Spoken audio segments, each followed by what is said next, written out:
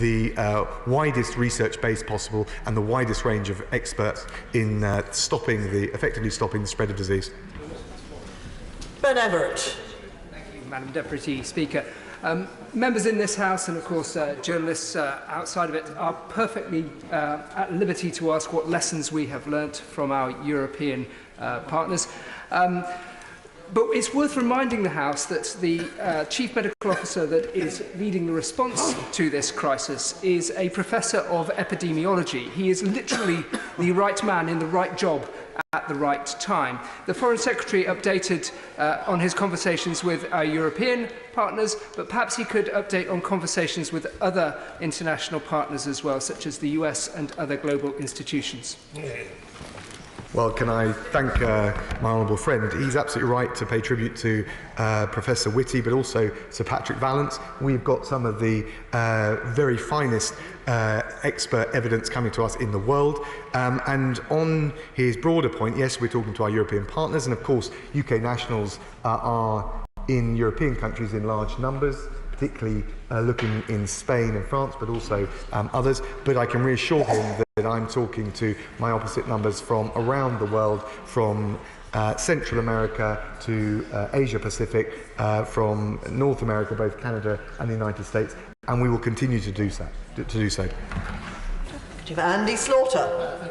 Deputy Speaker, those of us who represent large numbers of EU citizens are hearing concerning accounts of what's happening in their home countries. There are towns in northern Italy of a similar size to many of our constituencies that have seen thousands of cases of the virus and hundreds of deaths. I assume the Foreign Secretary is getting like responses from our embassies around the world. Are these being used to inform the UK response, even if that's a worst case scenario?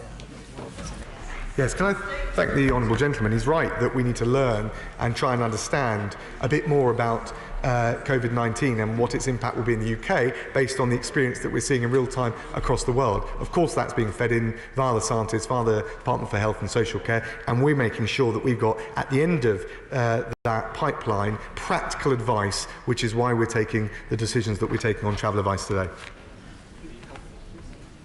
James Sunderland. Madam Deputy Speaker, could I please ask the Secretary of State to reassure the House that appropriate medical support is readily available for British government and military personnel overseas, and that specialist medical evacuation will be available for them in extremis? We take very seriously, and thank the honourable gentleman for his question, we take very seriously the security and the protection of all of our UK personnel, Foreign Office, MOD, DFID, right across, both in the UK, but right across the network, and we will do everything we can to make sure that they can do the pretty heroic job that they're doing right now in safe and secure conditions. Gavin Newlands. Thank you very much, Madam Deputy Speaker. This measure is entirely commensurate with the situation we face, and I support it. However, as the Member of Parliament for Glasgow Airport and the thousands of jobs that it supports, can I ask what assessment the Government have made of the impact of the COVID-19 measures on the industry? And by industry, I mean airlines, airports, baggage handlers, etc., etc. The list could go on. What assessment they've made of the impact and what the Government are going to do to support them? Thank the honourable gentleman and say that we're very conscious that of the challenge for the airline industry and all the related sectors. We're also very conscious to make sure that we take, I think he described it as a commensurate policy approach in the Foreign Office, given the knock-on effects that it will have. So I talk regularly, as I did this morning, with the Secretary of State for Transport as well as the Prime Minister, and we will, and he of course liaises directly with the airports and the airlines, but we are making sure we take the most proportionate approach that we can. Ultimately, we've got to make sure that we protect UK nationals based abroad, but we're also need to make sure we protect the industry, which is going to help them get home. Rob Butler. Thank you, Madam Deputy Speaker. I echo the compliments that we've heard across the House for UK consular staff overseas.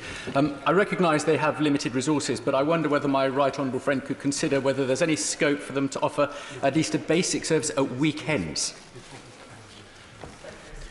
Well, I can reassure honourable friend that Foreign Office staff are working round the clock, round weekends. Of course, there is an issue in relation to some of these countries about their own personal safety. We're giving advice here. It's important ministers, officials follow that advice, and we also need to look after and protect their safety. But notwithstanding that, I would have to say that there is certainly not a 9 to 5 or a Monday to Friday approach. Far from it. It is round the clock, right the way through the week, and we are striving every sinew to make sure that constituents, however far flung the places they found themselves in, are getting the most support and the most clear guidance and practical help that we can give them. Stephen Kinnock. Thank you, Madam Speaker. Just following on from the question from my colleague, the Honourable Member for Exeter, could I just press the Foreign Secretary on this issue of the talks on the future relationship with the European Union? They're incredibly complex and multifaceted talks. They're absorbing a tremendous amount of government time and attention. Rather than trying to fight this war on two fronts, if you like, and stretching government bandwidth to breaking point, surely the time is now coming to request an extension to the transition period, and it's better to do that than to put ideology ahead of the health and safety of the British people. I'm sure the Honourable Gentleman would never put his ideological desire to stay in the EU ahead of the practical diplomacy that we face in the months ahead. But I understand why he's asked the question. I think that, as far as I'm aware, the negotiations can still proceed, given all of the logistical arrangements that can be put in place. We're confident that we can get this done, and actually I don't think delaying Brexit negotiations would give anyone the certainty on either side of the channel that they need. Kate Green. Kate Green.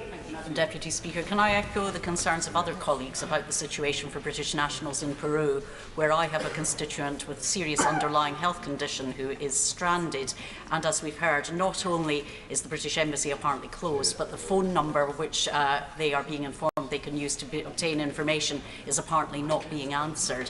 In addition to needing information about how they can be assisted to leave the country, they need assistance and information while they remain in the country, including about access to healthcare.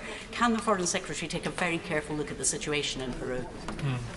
I thank her for the constructive and detailed way that she's raised her constituent's case. Of course, I'm very happy to look at those cases. The Minister covering Central and South America has already indicated in relation to some of the other cases with respect to Peru that she will take those up. We will look to do everything we can, both to provide the support and advice, and for those that need to return, to provide them with the means to do so.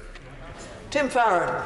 Thank you. I've written to him about my constituent, Eddie, who is 19, who's stranded in Morocco. I hope he will intervene to bring him and others home. But travel is also vital for the nation's supplies. 45% of the food that Britain eats comes from overseas and is imported. So will the government do two things? First of all, make a statement very, very soon on how it's going to protect those supply lines to give the nation confidence in its food supplies. And then secondly, do everything it can to back Britain's farmers so they can increase production to keep us all well fed. The Honourable Gentleman, in relation to his constituent, I of course will look at that very carefully. There's a number of other Moroccan cases that have been raised, but and I'll get back to him with as clear a steer as possible. He's right to raise all the issues he has around supply chains. Again, that was one of the issues that I discussed with the Transport Secretary. We are very mindful, and if you will have heard the changes to the travel advice that I've announced, they will not apply to freight. So we are very mindful in everything we do to keep those supply chains open, and we'll continue to look at that. And he also makes a very good and important point about food supply and frankly the opportunities for UK-based suppliers to rise to meet some of the demand or the supply that will be curtailed as a result of COVID-19. Navendra Mishra. Thank you, Madam Deputy Speaker. I've written to the Secretary of State regarding a constituent stranded in Austria, and I'm told there's a lack of testing kits and issues around travelling back. Adding to that, there's already enough chaos around the issue of repatriation, and that is even before the majority of countries move into emergency lockdown phases or close their tourist venues. Can the Secretary of State confirm that the Foreign Office has all the resources it needs to provide extra consular support, and it is very likely that UK nationals will be caught up in these fast-moving situations? Yeah. Thank him for this question. Of course, we'll look very carefully at any case he's written to me on about constituents in Austria. There's no doubt about it that the Foreign Office, as with the rest of government, most obviously the NHS, is going to come under pressure. The key thing is that we have got the means and the agility to prioritise, to make sure that dealing with COVID-19 is the top priority as we go through this challenge. I'm very clear the Foreign Office will do everything we can to protect our constituents, UK nationals abroad, and also make sure that we work with our international partners to rise to this challenge, get through it, and then move on so that we can get back to some semblance of normality. Jim Shannon. Deputy Speaker. First of all, can I thank the Minister for his commitment and for him and his staff's sterling efforts on behalf. We're very encouraged by what he said today. Minister, in the island of Ireland, both north and south, people travel from Northern Ireland southwards to attend churches, to participate in meetings, to preach at meetings. Can the Minister give us some direction what should happen? People across all of Northern Ireland wish to know, should they attend their churches? Should their churches be suspended or closed? What should we do? I believe that this great nation of the United Kingdom of Great Britain and Northern Ireland should pray to their God for help at this time as well. This is a time for prayer, so would the Minister join with me and others to ask for that call and support that call today? I thank the honourable gentleman and say I totally understand the point he makes. I think the obvious thing is to keep following the government's medical advice, and in relation to devolved advice, the advice given by the Northern Ireland Executive. Can I also give him reassurance in relation to the latest announcement by the Irish Government that all persons entering Ireland from overseas will be asked to self-quarantine for 14 days. That will not apply to Northern Ireland by virtue of the land border, and the Irish believe that as a result of the land border they can maintain social distancing. So I hope that gives his constituents, and indeed the people of Northern Ireland, a measure of reassurance. Clive Betts. Thank you, Madam Deputy Speaker. I appreciate the Foreign Secretary may have to raise this issue that I'm raising with him, with other colleagues, but people are naturally drawing comparisons between the actions in this country, say, of advice against going to pubs and restaurants and places of entertainment, with the position in France and other countries where such visits are banned completely. Would he appreciate that does cause confusion for people, and also business in this country are more likely to put at risk of failure because of the less rigorous position we are taking? Can I thank the honourable gentleman? I understand the point he's raised, and I think it's a fair question. But the reason is, first of all, because we're following the scientific advice that applies to the UK, and second of all, that COVID-19 is affecting different countries at different paces, and some of them are at a different place on the curve in terms of the spread of coronavirus than the UK. So we will make the right decisions at the right time for the best interests of people in this country, including our businesses, and we'll do it based on the scientific advice, which is very carefully taking into account the different approaches and the different pace at which they're trying to deal with coronavirus in Europe, but also across the world. Karen Bott. Madam Speaker, whilst hugely appreciative of the pressure that consular staff are under, for everybody who has a loved one, particularly a vulnerable loved one, trapped in this situation, it is the end of the world. I have a constituent on the Silver Spring cruise ship outside Darwin, who is 78 years old and extremely poor health, and we are being told that there are issues about the financial viability of the cruise line and the safety of supplies. I have a constituent in Peru who has multiple problems and whose mother is desperate. I have a case in from Morocco this morning. They are coming in every few hours. Can the Minister help with those? And can we also be assured that there is a review taking place of capacity so that we can urgently upscale it, at least for these coming weeks? Can I thank the honourable lady? Can I reassure her that in both the cases that she's referred to, we're actively looking at the solutions that we can provide for UK nationals. She's right to raise the issue of scalable support. I'm making sure that all the resource that is available is going to be focused on coronavirus in the weeks ahead. So, of course, there's an element of scalability. We've got the resilience to get through this crisis, and I'm confident that we will. Alison Thewlis. Speaker, I want to raise another case of people stuck in Morocco. I have a case raised with me today of a family with 3 young children who I understand were due to fly back on the 24th of March, but flights have now been suspended. Could I have some clarity on when they can come home to Glasgow, because they are stockpiling food at the moment and just don't know when they can get back? What advice can he offer? Well, can I say that the Africa Minister has already made clear he's going to follow up on all of those cases, so we will certainly look at the case of the Honourable Lady's constituent. follow the real-time advice. I'm writing to all honourable members with the practical advice how they can stay up to date with real-time, and we will continue to give the Honourable Lady, and as indeed all honourable members, as much advice as swiftly as possible to provide for the safety but also the return of her constituents. Mike Amesbury. Thank you, Madam Deputy Speaker. Many constituents up and down the country are doing the right and inevitable thing and cancelling Easter holidays, but far too many are doing the hokey-pokey between the travel agents, the advice from the FCO and the insurance companies. What more can the Secretary of State do to give people a nudge in the right direction? Well, can I thank the Honourable Gentleman? I think the clarity of the advice that we've given today will provide the nudge, to use the Honourable Gentleman's expression. The most important thing we can do, both for our constituents but also for the airline industry and indeed the insurers, is to give clear advice. We've done that. We're advising against all but essential global travel, and we will watch as I'm confident, the airline industry and the insurers take the responsible approach in response to that. Alan Bryan. Madam Deputy Speaker, I agree with the advice that non-essential passenger travel should be halted at the moment, and the Foreign Secretary said that freight channels should remain open. The thing is about air freight, so much air freight actually goes on passenger carrying planes, so therefore the empty seats have to be paid for either by industry or by the government. So what work has the government done to identify critical routes, critical airlines and the support packages required to keep the freight channels going and keep the airlines going?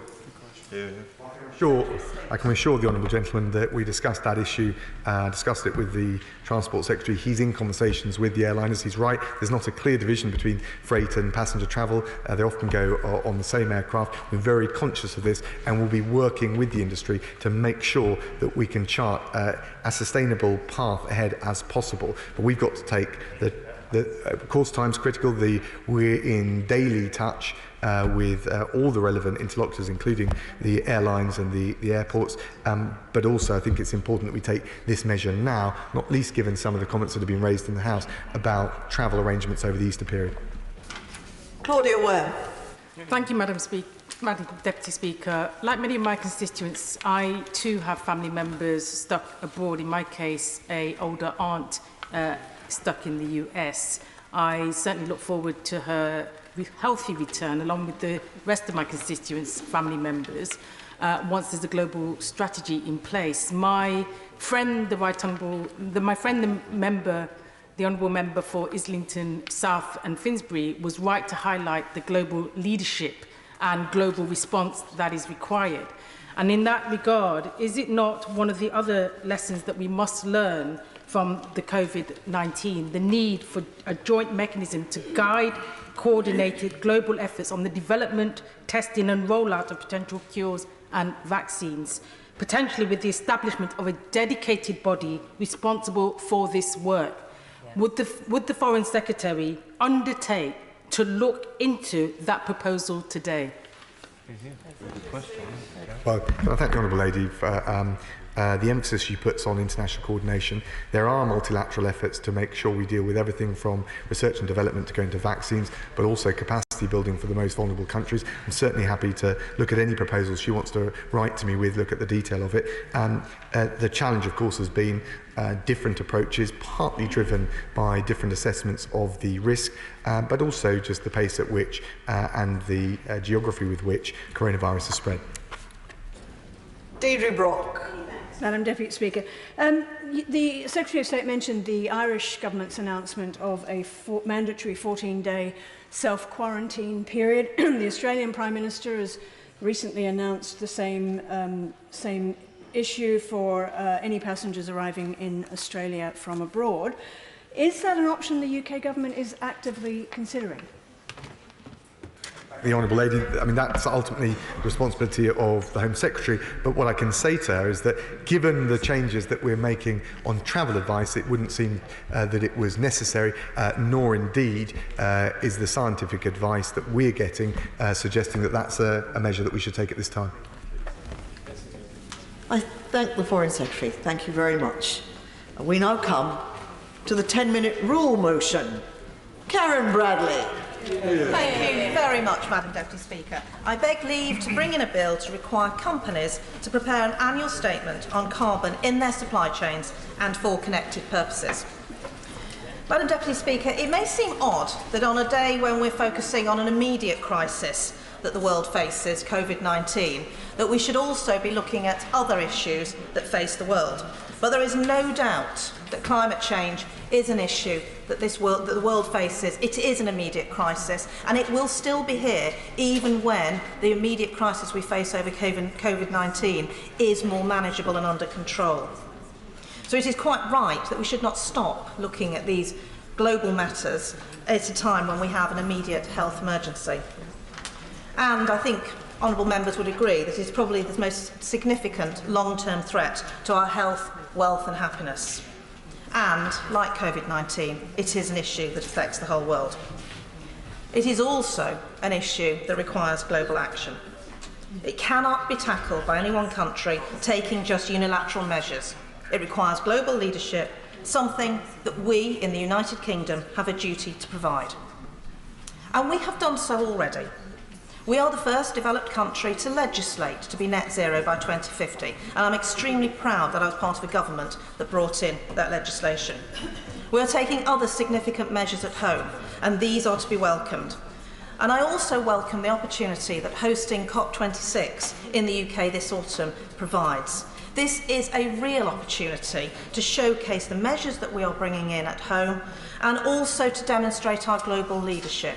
And at a point when the world has seen what a global pandemic can do, an opportunity for the UK to shine. And I want to put on record my thanks to our old honourable friend, right honourable friend, Claire Perry-O'Neill, who spotted the opportunity to bring COP26 to this country when there was a vacancy and made sure that it was going to be brought here. My only regret as the former Northern Ireland Secretary is I wasn't able to secure it for Belfast or Stoke-on-Trent, which would have been my two first choices.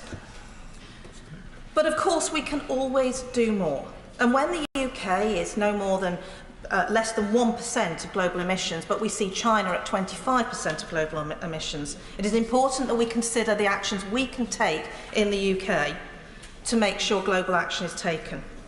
Because the action we take here will come to nothing if it isn't replicated globally, or if businesses try to get round our rules by moving production overseas using third-party suppliers who are not as clean and green as our industries. And I particularly want to reflect on